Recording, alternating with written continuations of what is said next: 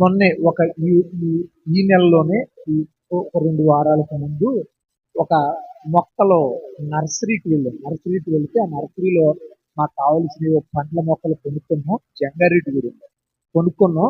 ఆ పండ్ల మొక్కలు కొట్టుకుని మరలా వచ్చేటప్పుడు ఆ నర్సరీలో ఒక ప్రత్యేకమైన మొక్క ఉంది. ఒక ప్రత్యేకమైన మొక్క. ఆ మొక్క ఎలా ఉందంటే నేను అడిగాను. ఆ మొక్క అంటే మొక్క కాదు, చుట్టూ అయింది. అది అక్కడే ఉంది, చుట్టూ అయింది. ఎలాంటి సువాసన వెదజల్లుతుందంటే చాలా దూరం దానికి సువాసన వస్తుంది. చక్కగా పూలు పూస్తున్నాయి. నేను అన్నాను, ఇది ఏం మొక్క బ్రదర్, ఇంత సువాసన వస్తుంది అని అంటే ఆయన అన్నారు, శంపంగి మొక్క లాంటిది. శంపంగి మొక్క కాదు, శంపంగి మొక్క మనందరికీ తెలుసు. నేను అది ఇప్పుడు చూడలేదు, ఫస్ట్ టైం చూశాను. అలాంటి మొక్కలు ఉన్నాయా అని అంటే మొక్కలు లేవు. ఇది ఇప్పుడు వేసారు, ఇప్పుడు ఇంత అయింది మొక్క, ఇలాంటి మొక్కలు అయితే లేవు అని అన్నారు. కానీ ఆ మొక్క చాలా సువాసన ఇస్తుంది. చాలా సువాసన ఇస్తుంది. కాబట్టి నేను చెప్పదలుచుకున్న సంగతి ఏంటంటే, మనం కూడా సువాసన వెదజల్లితే మన దగ్గర కూడా సువాసన, క్రీస్తు సువాసన మన దగ్గర రాగలిగితే, నేను చెప్తున్నాను, మన ద్వారా కొందరు దేవుని మందిరంలోనికి వస్తారు. స్తోత్రం కలుగును.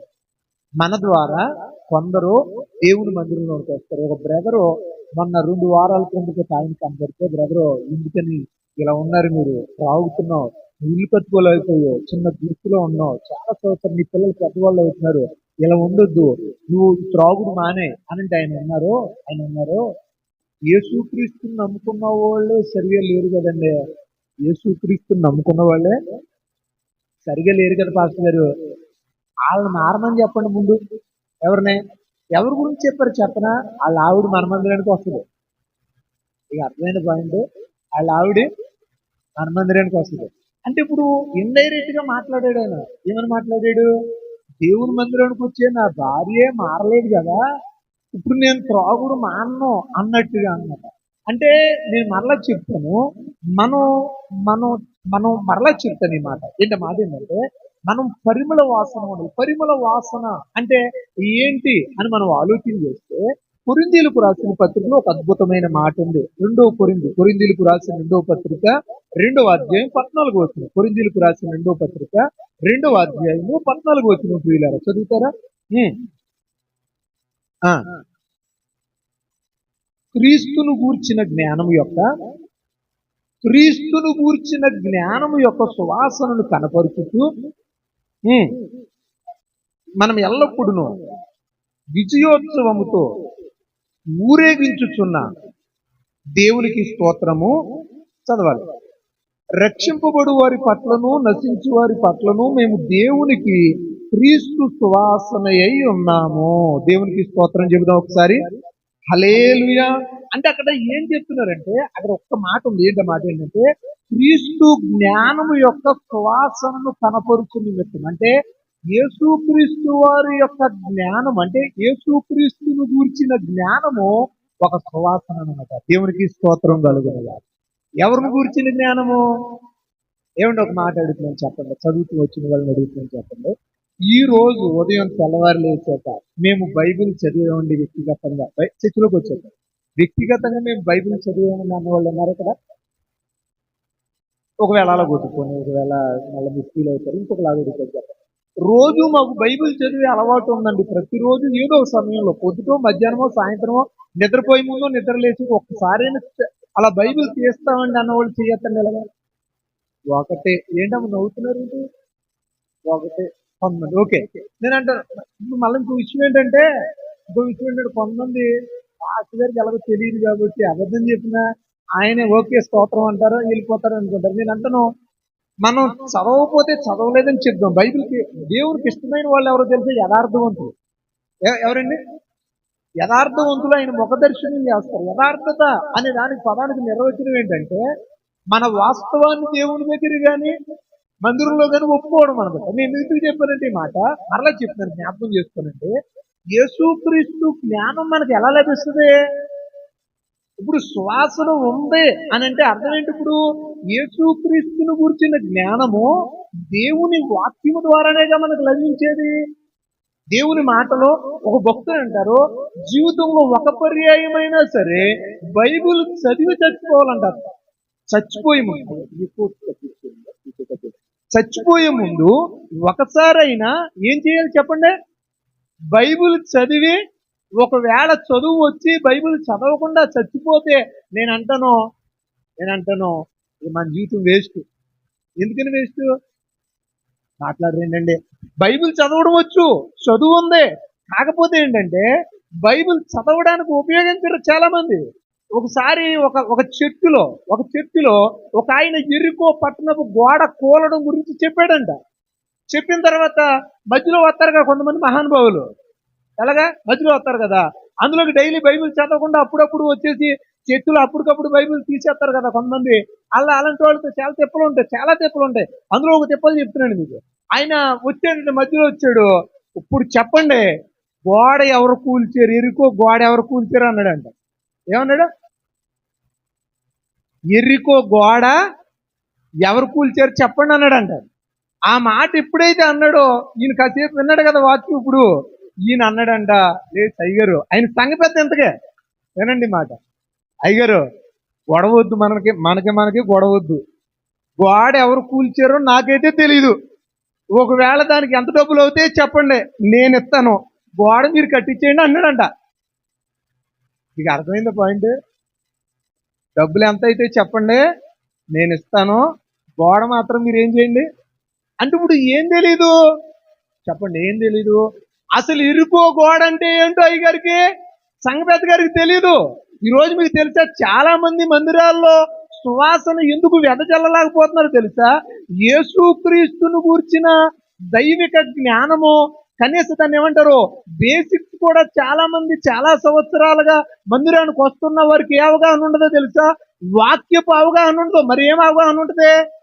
లోక విషయాలు చాలా తెలుసు వాళ్ళకి, లౌకిక సంగతుల గురించి చాలా అవగాహన ఉంటుంది. ఏమంటే చాలా విషయాల గురించిన ఒక పరిపూర్ణమైన అవగాహన కలిగి ఉంటారు. కానీ ఏది తెలియదు చెప్పండి? ఏది తెలియదు? దేవుని వాక్యము వారికి తెలియదు. ఇంకొక మాట తెలుసండి, ఏమండి ఒక మాట తెలుసండి, చిన్న చిన్న పత్రికలు బైబిల్లో చిన్న ప్రవక్తలు ఉన్నారు కదా, వాళ్ళని తీయమంటే చాలా సార్లు వాళ్ళు తీయలేరు. ఎందుకని తీయలేరు? ఆ పత్రికలు ఎక్కడ ఉంటాయో వాళ్ళకి, ఆ సువార్త ఎక్కడ ఉంటుందో వాళ్ళకి ఎందుకు తెలీదు? సంవత్సరం అయింది, 2 సంవత్సరాలు అయింది, 3-4 సంవత్సరాలు అయింది, 10 సంవత్సరాలు అయింది. మరి 10 సంవత్సరాల నుంచి చర్చకు వస్తుంటే బైబిల్లో ఎక్కడ ఏది ఉందో ఎందుకు తెలియలేదు చెప్పండి? వీంట్లో ఏ మూలన ఏముందో మీకు తెలుసా? నవ్వుతారు ఏంటండి? నవ్విస్తున్నాను మిమ్మల్ని నేను అంటాను, సిగ్గుపడే సంగతులు ఏంది నవ్వకండి, నాకు భయం వేస్తుంది. సిగ్గుపడాలి మనం. దేనికని? రోషం పుట్టాలి మనకి. దేనికని రోషం చెప్పండి? దేనికని రోషం? దేనికి రోషం అంటే, ఎందుకు నేను వాక్యం పట్ల కనీస అవగాహన లేకుండా ఉన్నాను, ఎవరేది చెప్తే ఎందుకు నేను నమ్ముతున్నాను? బైబిల్లో బెరయా సంగతుల గురించి మనం చదువుతాం. దైవజనులైన పౌలు గారు వచ్చి చెప్పినప్పుడు ఆ సంగతులు అలాగ ఉన్నాయో లేవో అని ఏం చేసేవారంటే వారు పరిశీలన చేసేవారంటే. బైబిల్ తీయండి అన్నప్పుడు కూడా తీరు కొంతమంది. నువ్వు చెప్పుకో, మేము వినుకుంటాం అంటారంతే. నువ్వు చెప్పుకో.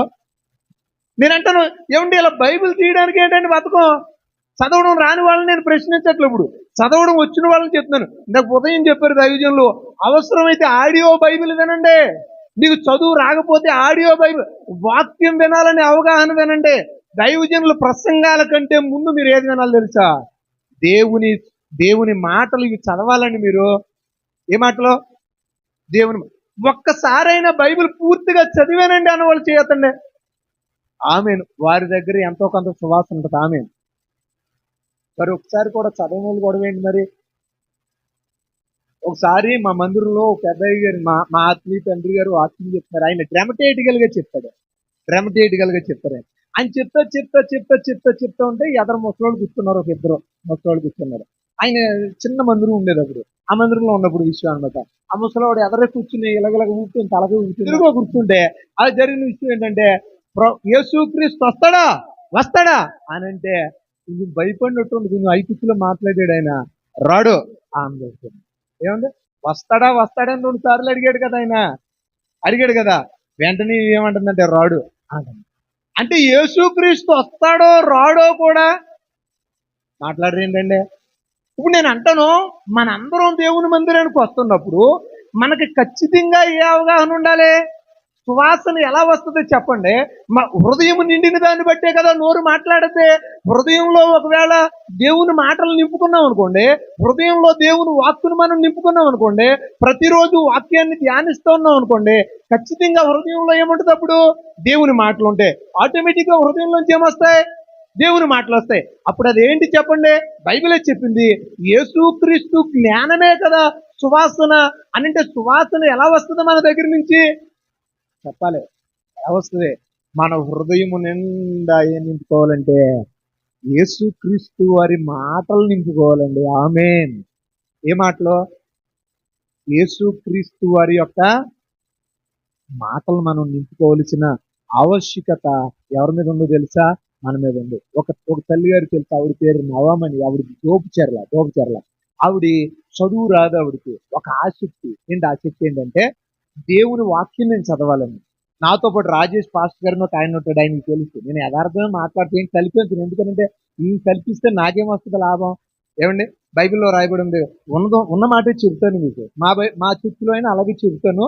అయితే విషయం ఏంటంటే, ఆవిడ ఎంత బైబిల్ తెప్పించుకుంటే ప్రేయర్ వారియర్స్ అని కొంతమంది ఉంటారు, ఒక 30 మంది ఉంటారు. మా చర్చిలో కూడా ఒక 10 మంది ఉదయకాల సమయంలో మా చర్చిలో, మా మందిరంలో 4 గంటల నుంచి 5 గంటల వరకు 1 గంట తెల్లవారుజాము ప్రార్థన చేస్తాం. తెల్లవారుజాము ప్రతిరోజు ఒక రోజు ఒక్కొక్కరు ఒకవేళ అనారోగ్యంగా రాలేకపోయినా ప్రతిరోజు అయితే మాత్రం చర్చిలో ఏం జరుగుద్ది? ఉదయకాల ప్రార్థన జరుగుద్ది అనమాట. ఆ ప్రేయర్ వారియర్స్ మా చర్చిలో. నేను ప్రేయర్ వారియర్స్ ప్రార్థన చేస్తున్నారు లేదు విజిట్ చేయడానికి దోపచర్లు వెళ్ళినప్పుడు ఆవిడని అడిగానమ్మా, ఎప్పుడో ఒకసారి బైబిల్ తెప్పించుకున్నారు కదా, బైబిల్ చదవడం వచ్చిందంటే నవ్వుతుంది మీలాగా. అదేంటమ్మా నవ్వుతున్నావు, బైబిల్ చదువు నువ్వు అంటే అని ఆవిడతో బైబిల్ చదివిస్తే మొత్తం మీద కూడుకుని ఏం చేసిందంటే బైబిల్ ఒక 10 వచనాలు చదివిందండి. ఆమేన్. నిజంగా నాకు చాలా సంతోషం వేసింది. ఆవిడ కొన్ని తప్పులు చదివినా కానీ బైబిల్ అయితే అసలు స్కూల్కి వెళ్ళలేదు ఆవిడ. ఏబిసిడీలు కానీ ఆలు కానీ నేర్చుకోలేదు ఆవిడ. కానీ ఇప్పుడు ఏం చదువుతుంది? కూడా పలుకుని ఒక్కొక్క పదం తప్పు పలికిన వాక్యం చదువుతుంది. ఆవిడకి ఏముంది చెప్పండి? యేసుక్రీస్తును గురించిన అవగాహన నాకు కావాలి, యేసుక్రీస్తును గురించిన జ్ఞానము నాకు కావాలి. నేనంటాను, వివరించడానికి దైవజనులు ఉన్నారు, చదవడానికి మీరు ముందు ఉండాలి కదా. ఆమేన్ చెప్పండి. రథం మీద కూర్చుని ఒక ఆయన ఏం చదువుతున్నాడంట? ఎవరైనా? నపుంసకుడు. ఓకే. రెండోది ఎవరైనా? ఆయన హోదా ఏంటి? అని చెప్తున్నావు. నువ్వు చెప్పింది కరెక్టే, నేనేమంటలా. మంత్రి గారు ఎవరు? లోపల చెప్పు. అడిగినప్పుడు పైకి చెప్పండి. ఆయన ఎవరింతకు? ఆయన హోదా ఏంటి? ఒకటి ఆయన నపుంసకుడు, రెండోది ఆయన ఎవరో మంత్రి, ధనాగారం మీద, అంటే ఆర్థిక శాఖ మంత్రి. మూడోదిగా ఆయన దేని మీద వెళ్తున్నాడు? రథం మీద వెళ్తున్నాడు. రథం ఎంత వేగంతో వెళ్తే? చాలా వేగంగానే వెళ్ళదు. ఏదో ఏ గ్రంథం? నేను అంటాను, మనకి ఎంత అవకాశం ఉందండి, తీరు కూడా ఉందండి. దేని కొరకు? దేవుని వాక్. యథార్థంగా చెప్పండి, ఈ రోజే వచ్చారా? శనివారం మీ పాస్టర్ గారు ప్రార్థన చేసినప్పుడు వస్తున్నారా? నిజం చెప్పండి. ఆదివారం ప్రత్యేక కూడికలు వస్తున్నారా? మానేస్తున్నారా? మానకండి. ఎందుకని తెలుసండి, మనం ఎంతగైతే సహవాసంలో కూడుకుంటామో, ఎంతగైతే దేవుని వాక్యాన్ని మనం నేర్చుకుంటామో, మనకి యేసుక్రీస్తును గూర్చిన అతి పరిశుద్ధమైన జ్ఞానము మన హృదయాల్లోనికి వెళ్ళద్దండి. ఆమేన్. అందరం చెప్దాం హల్లెలూయా. అంటే మనందరం చేయాల్సిన పని ఏంటి? ఏం చేయాలనంటే, ముందు ఖచ్చితంగా దేవుని మాటల పట్ల, దైవిక జ్ఞానం పట్ల మనకేం కలిగి ఉండాలంటే ఆసక్తి కలిగిన వారముగా మనం ఉండాలి. అప్పుడు మనం క్రీస్తును గూర్చిన సువాసను వెదజల్లే వారముగా మనం ఉంటాం. దేవునికి స్తోత్రం కలుగును గాక. మరొక మాట చెప్తాను. 7వ అధ్యాయం ప్రసంగి గ్రంథం 1వ వచనంలో ఒక మాట ఉంది, సుగంధ తైలము కంటే మంచి పేరు మేలు అని ఉంది. ఏ తైలం అంట? సుగంధ తైలము కంటే. అంటే రెండింటిని పోల్చి చెప్తున్నారు అక్కడ.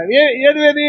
మంచి పేరు, సుగంధ తైలం ప్రక్కన పెడితే, సుగంధ తైలము వచ్చేటువంటి ఆ పర్ఫ్యూమ్ వచ్చేటువంటి సువాసన కంటే మంచి పేరు ఎక్కువ సువాసన గలది అన్నట్లు అనమాట అది. ఆమె అంటే ఇప్పుడు ఏది సువాసన వెదజల్లుద్ది చెప్పండి? మంచి పేరు. ఆమేన్. ఏ పేరు? ఏమండి, ఒక మాట అడుగుతున్నాను చెప్పండి, మరల అడుగుతున్నాను. మనం ఏ పేరు కలిగి ఉండాలి? మంచి పేరేనా మీది? చెప్పండి. మంచి పేరు అంటే ఏంటి అర్థం? మంచి పేరు అంటే ఏంటి? పేరు గురించి మాట్లాడుతున్నాం కాబట్టి మంచి పేరే పెడుతున్నారా మీ పిల్లలకి? మంచి పేరు అంటే మీరు పిల్లలకి పేర్లు పెడుతున్నారు కదండి, మీ పిల్లలకో మీ మనవలకో ఏం పెడుతున్నారు? ఒక మాట చెప్తున్నాను, అర్థం చేసుకోనండి. మనం మన పిల్లలకి ఏ పేర్లైనా పెట్టుకోవచ్చు, కానీ నేను చెప్తున్నాను, దయచేసి నక్షత్ర బలాలను బట్టి పేర్లు పెడతాం. ఏ బలాలు కాదు. ఇప్పుడు మరొక పేరు గురించి, అతి ప్రాముఖ్యమైన పేరు గురించి చెప్తారు. ఏంటా పేరు? పెట్టిన పేరు కాదు, సంపాదించుకున్న పేరు. ఉదయం చెప్పాను కదా, ఎరికో అనే పట్టణానికి అర్థం ఏంటి? పేరు సువాసన గల పట్టణం. మీరు ఇంకొక ప్రశ్న అడుగుతాను చెప్పండి, బైబిల్లో జక్కయ్య ఉన్నాడు కదా, జక్కయ్య పేరుకి ఏంటి అర్థం మీరు చెప్పండి. తెలుసా? గుర్తుందా ఏమన్నా? గుర్తుంటే చెప్పండి, పర్లేదు, ఇబ్బంది లేదు. జక్కయ్య అనే మాటకు అర్థం ఏంటంటే నీతిమంతుడు. ఏ పేరు? జక్కయ్య అంటే ఏంటి? నీతిమంతుడు. నయోమి అంటే మధురం. నయోమి అంటే మధురం కదా. ఇప్పుడు జక్కయ్య నీతిమంతుడేనా? చెప్పరేంటండి మీరా? జక్కయ్య నీతిమంతుడని పేరు ఉంది, కానీ యేసుక్రీస్తు ఆయన జీవితంలోనికి రాగినంతసేపు అతను అసలు నీతిమంతుడు కానే. అంటే పేరు మంచిదే, అంటే అసలు మంచి పేరు అంటే ఏంటి ఇప్పుడు చెప్పండి? మనం సంపాదించుకున్న పేరు, మనం కలిగి ఉన్న పేరు. ఇంకా మీకు బైబిల్లో మనం ఆలోచన చేస్తే, ఉదయకాల సమయంలో దైవజనులు చెప్పారు కదా, మంచి పేరు కలిగిన వారమై ఉండాలి. పత్రికల్లో రాయబడి ఉంది. పౌలు గారు తిమోతికి రాస్తుంటారు, మంచి పేరు కలిగిన వ్యక్తులై ఉండాలి. సంఘం వెలపటి వారితో కూడా మంచి సాక్ష్యం కలిగి ఉండాలి, మంచి పేరు కలిగి ఉండాలి. అంటే మన గురించి ఇతరులు ఎటువంటి పేరు సంపాదించుకోవాలి? మీరు చెప్పండి, ఎలాంటి పేరు సంపాదించుకోవాలి? మంచి పేరు సంపాదించుకోవాలండి. మంచి పేరు ఎలా వస్తుంది చెప్పండి? మంచి ప్రవర్తనను బట్టి మాత్రమే మంచి పేరు వస్తుంది. ఆమేన్. ఒకవేళ మంచి ప్రవర్తన ఉన్న మనల్ని చెడ్డగా ఒకవేళ ప్రజలు చిత్రీకరించే ప్రయత్నం చేశారనుకోండి, వాళ్ళని చిత్రీకరించుకునేవ్వండి, దానివల్ల మనకు వచ్చే నష్టమేమీ లేదు. ఎందుకని బైబిల్లో యోబు గురించి సాక్ష్యం ఇచ్చారు కదా దేవుడు, ఇదిగో భూమి మీద ఇతని వంటి వారు మరొకరు లేరు. అంటే ఎలాంటి పేరు సంపాదించుకున్నారో, యోబు గారు ఎలాంటి పేరు సంపాదించుకున్నారంటే మంచి పేరు సంపాదించారండి. నేను చెప్తున్నాను, మనం మంచి పేరు కలిగి ఉంటే మన దగ్గర ఏమున్నట్లు చెప్పండి? సువాసన ఉన్నట్లండి. స్తోత్రం కలుగును గాక. ఏ పేరు? మంచి పేరు మనం కలిగి ఉండవలసిన ఆవశ్యకత ఎంతో ఉందని దేవుని సేవకుడిగా నేను మనవి చేస్తున్నాను ప్రియులారా. స్తోత్రం కలుగును గాక. అంటే ఖచ్చితంగా మనం ఎలాంటి పేరు కలిగి ఉండాలి? పేరు పోగొట్టుకోవడానికి ఎంత సమయం పడుతుందని చెప్పండి? పేరు మనం పొందుకున్న పేరు, మనకున్నటువంటి కీర్తి పోగొట్టుకోవడానికి ఎంత సమయం చాలంటే కొంచెం సమయం చాలు. ఎంత సమయం? కొంచెం సమయం చాలు. నాకు ఒకసారి ఒక అనుభవం ఎదురైంది. ఏంటో సమస్య? నా పొరపాటు కానీ నాకు సంబంధించిన ఇబ్బంది కానీ ఏమీ లేదు. ఒక నిర్హేతుకమైనటువంటి నేరం అనడం కంటే, అంటే నన్ను అపార్థం చేసుకున్నారు వాళ్ళు. అపార్థం చేసుకుని అలా మాట్లాడారు, ఇలా మాట్లాడారు. చాలాసేపు ఓపిక పట్టిన తర్వాత ఓపిక సహనం నాకు నశించి నేను ఒక కాని మాట అన్నాను. ఏ మాట అంటే, నేనున్న స్థానానికి, నాకు దేవుడిచ్చిన స్థానానికి నేను వాళ్ళని అనవలసిన మాట అయితే మాత్రం అది బూతులైతే కాదు, కానీ దేవుడు నాకు ఇచ్చిన స్థానానికి వారిని అనవలసిన మాట అయితే అది. నేను ఆ తర్వాత చాలా వేదన పడ్డాను హృదయంలో. కానీ వారు నా గురించి ఒక చెడు అభిప్రాయానికి వచ్చేసారు. అప్పుడు నేను చాలా అంతవరకు ఓపిక పట్టాను కదా, ఇంకొక 2 నిమిషాలు ఓపిక పడితే అయిపోయింది, నాకు ఇబ్బంది లేకుండా పోయింది. అంటే ఇప్పుడు ఏమైపోతుందంటే, మన సాక్ష్యం కోల్పోవడానికి, మనకు దేవుడిచ్చినటువంటి ఒక ఉన్నత స్థానాన్ని పోగొట్టుకోవడానికి ఒక మాట అన్నాడండి మోషే. ఏమన్నారు? ద్రోహులారా, బండలోంచి నీళ్లు రప్పించాలా అన్నారు. అంతే, ఒక్క మాట. దేవుడు అన్నారు, నీవు కనాన్ని చూస్తావు గాని చేరవు అన్నారు. నేను అంటాను, మన ఆత్మీయ స్థితి అంతస్తు పెరుగుని కొలది మన సాక్ష్యం, మన పేరు బహుభద్రంగా కాపాడుకోవాలండి. ఆమేన్. ఏం కాపాడుకోవాలి? ఒకప్పుడు దేవుని మందిరానికి అంతగా వచ్చేదాను కాదు. ఇంతకు ముందు నువ్వు రక్షణ పొందిన దాను కాదు, రక్షణ పొందిన వాడు కాదు. ఈ రోజు నువ్వు రక్షణ పొందావు, ఆత్మీయ జీవితంలో బలపడ్డావు, ప్రభువు బలలో చేయించుతున్నావు. ఏమండి? దేవుని వాక్యాన్ని చదువుకున్నావు, దేవుని సహవాసం అంటే ఇష్టపడుతున్నావు. ఇప్పుడు నువ్వు మరి జాగ్రత్తగా చెప్పండి, మరి జాగ్రత్తగా ఉండవలసిన ఆవశ్యకత ఎంతో ఉంది. కొంతమంది ఇక్కడేమో భాషలు మాట్లాడతారు, బయటికి వెళ్ళి బూతులు మాట్లాడతారు. ఎక్కడ? ఏం మాట్లాడతారు? ఇక్కడేమో భాషను మాట్లాడతారు, బయటికి వెళ్ళి ఇప్పుడు నేను అడుగుతున్నాను, చెప్పండి, నిజం చెప్పండి, యథార్థంగా మాట్లాడండి, వాళ్ళు నిజంగా పరిశుద్ధాత్మతో మాట్లాడారంటారా? ఖచ్చితంగా చెప్తున్నా, వాళ్ళకి పెద్ద దురాత్మ పట్టేసి. ఏ దురాత్మ? ఇప్పుడు మిమ్మల్ని ఏం అంటలేదు, కానీ వాస్తవానికి అక్కడక్కడ ఉంటారు, మీ ఊళ్ళో కూడా ఉంటారు. కాకపోతే మనలో ఉండకూడదు వాళ్ళు. ఆమేన్. మనలో ఎవరు ఉండకూడదు? నేను ఎందుకు చెప్తున్నానంటే ఈ విషయం, మోషే అంత గొప్ప భక్తుడే తనకున్నటువంటి కీర్తిని, తనకున్న హోదాని కాపాడుకోవడంలో కొంచెం విఫలమైనట్లుగా మనం చూస్తున్నాం. కానీ నేను ఒక మాట చెప్తాను, ఈ రోజు మనం ఆత్మీయులుగా మారాం, యేసుక్రీస్తును సొంత రక్షకుడిగా అంగీకరించాం. అందుకని మనల్ని వెంటనే ఏమంటారు తెలుసా? యేసు ప్రభువుని నమ్ముకున్నారు కానీ నీకు తగ్గింపేది అని ఎందుకు అన్నారు? నీ హోదా మారింది, ఇప్పుడు యేసుక్రీస్తులో ఉన్నావు నువ్వు. ఇప్పుడు మరి మనం ఏం చేయాలి చెప్పండి? దేవుడు నీకు ఇచ్చిన సాక్ష్యం, దేవుడు నీకు ఇచ్చినటువంటి పేరు, దేవుడు నీకు ఇచ్చిన ఖ్యాతి, దేవుడు నీకు ఇచ్చిన హోదా ఏం చేయాలి? జాగ్రత్తగా కాపాడుకోవాలి. అదే ఒక గొప్ప సువాసన. స్తోత్రం కలుగును గాక. అందరం చెబుదాం హల్లెలూయా.